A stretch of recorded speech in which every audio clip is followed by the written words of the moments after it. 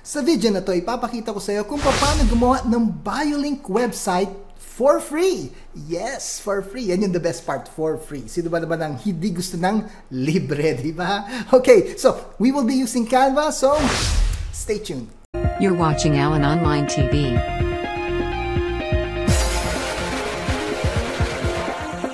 Now your host, Allen De Leon.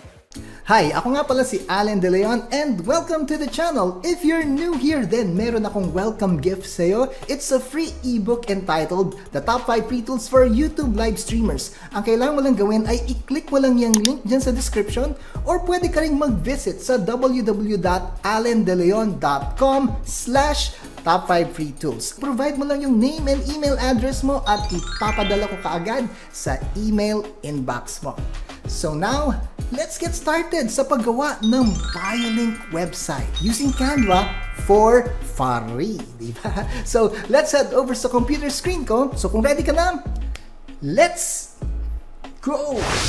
So, here we are sa computer screen ko. Gagawa tayo ng BioLink using Canva. So, ngayon, nasa Canva na tayo. So, whether free account or paid account ang gamit mo sa Canva, makakagawa ka ng BioLink. So, the first thing na gagawin natin is punta tayo dito sa search or content or canvas. So, ito, meron na pala. Itong BioLink website 1080, yan ang i-click natin. And then, bibigyan tayo ni Canva ng mga ready-made templates na pwede nating i-customize. So, ako mas gusto kong i-customize na lang para mabilis. So, instead na mag-start from scratch, then maghanap na lang tayo ng template na i-customize natin. So, I think I like this one. Simple lang, pero okay. So, click natin to.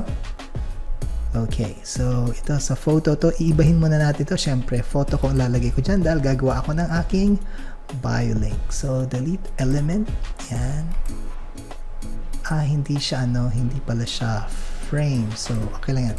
Hanap na lang tayo ng frame. Dito sa elements, hanap tayo ng frame. Yung circle lang hanapin natin na frame. Okay, this one. Yan. Okay, and then change ko lang yung color para may branding tayo. Yan. Maganda kasi sa frame, itong circle na frame, pwede mo dyang ilagay yung photo mo. For example, itong photo ko na to, click natin yan.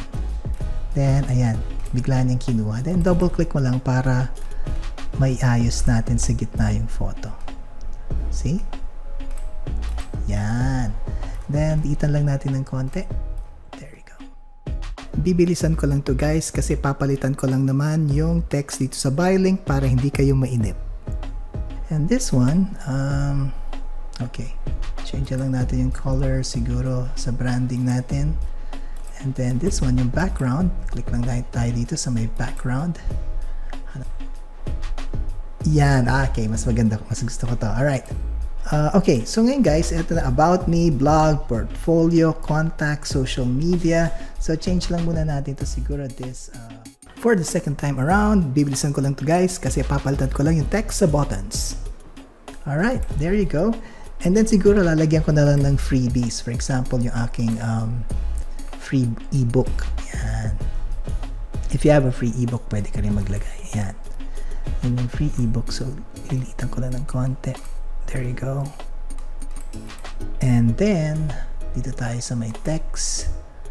Lagyan natin tong free ebook.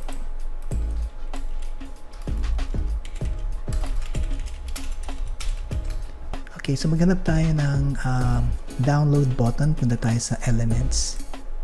Okay. Download button. Ito. Yan. So, next gagawin is follow my cursor. Pupunta tayo dito sa my link. Kita nyo guys to, itong link na to. There you go. Maglalagay tayo ng link dyan. Yung link natin sa ebook is this one. Yung sa ebook ko. Okay. Top 5 free. Yan. Top 5 free tools. Kunin ko lang yung link na yan. Control C sa keyboard. And then balik tayo kay dito. Yan. Lalagay natin yung link. Ayan. So okay na yan. So that's okay. Save na ni Canva yan. And then dito, for example, ito sa YouTube. again, ang maganda is, wait, i-lock ko lang ito para hindi siya, yan, para kapag ito ay ginroup ko, hindi siya masama. So group ko siya. Yan, para kahit saan dyan, whether sa open space na yan or sa YouTube text mismo mo i-click, is mariredirect siya sa YouTube channel ko. So pag i-click ko yan, again, the same thing that you'll have to do is click mo to. Nalalagay natin yung YouTube link ko. Yan, pala tayo sa YouTube ko. This one, yan. Control copy. And then, balik tayo kay Canva. Yan, lagay natin yung link. Ayan, dyan na. So, na-save na yan ni Canva pag nakita niyo may check na yan. Alright. Same procedure lang kay Facebook at kay TikTok sa paglalagay ng link. So, ipa-fast track ko na to. Okay, so ito na lang ang kailangan ko lagyan, itong book a call. Kaya lang hindi ko pa nagagawa yung aking calendar. So, I think yun yata yung dapat na next video tutorial ko. So, make sure to subscribe para maturo ko sa inyo kung paano gumawa ng isang calendar para pwede ka mag-book ng one-on-one online meeting with your client. So, hindi ko mo nagagawin yan kasi hindi ko pa nagagawa yung book a call. So, now, tingnan natin ito. So, pag sinave natin. Alright? So, gagawin mo na yung share. And then dito, only people added. No? Ano mo dyan is anyone with the link can view. Ayan. So, that's good. So, next mong gagawin is, nakita mo itong website. Click mo itong website na ito. Ayan. So, mamimili ka rito kung alin. So, ang gusto ko rito yung scrolling, itong single page site with parallax effects. Parallax effects. Okay? Click natin yan and then mag-click natin itong open website. Okay, so nandito na tayo dun sa finish bio link na ginawa natin sa Canva. So now test natin kung okay yung mga links na nilagay natin dito sa mga buttons. Ito hindi ko ito nilagyan itong book a call kasi hindi pa ako nakagawa ng aking calendar for a one-on-one meeting with my client. So wag muna yan. Pero itong Facebook, YouTube, TikTok at saka itong free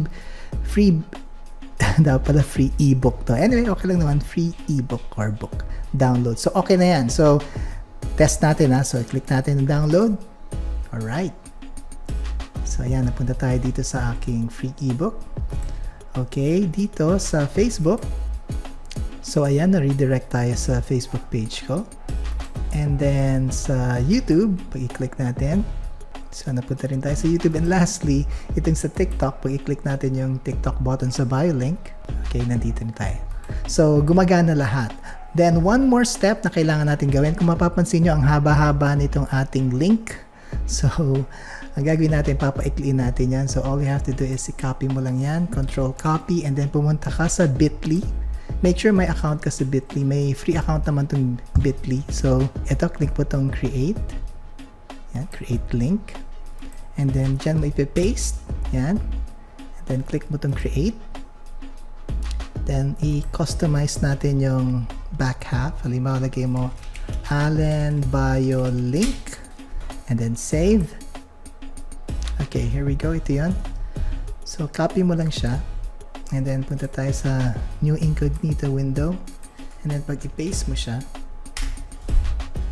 So, there it is. Gawa na ang bio link natin. So, ganun lang kadali gumawa ng bio link sa Canva.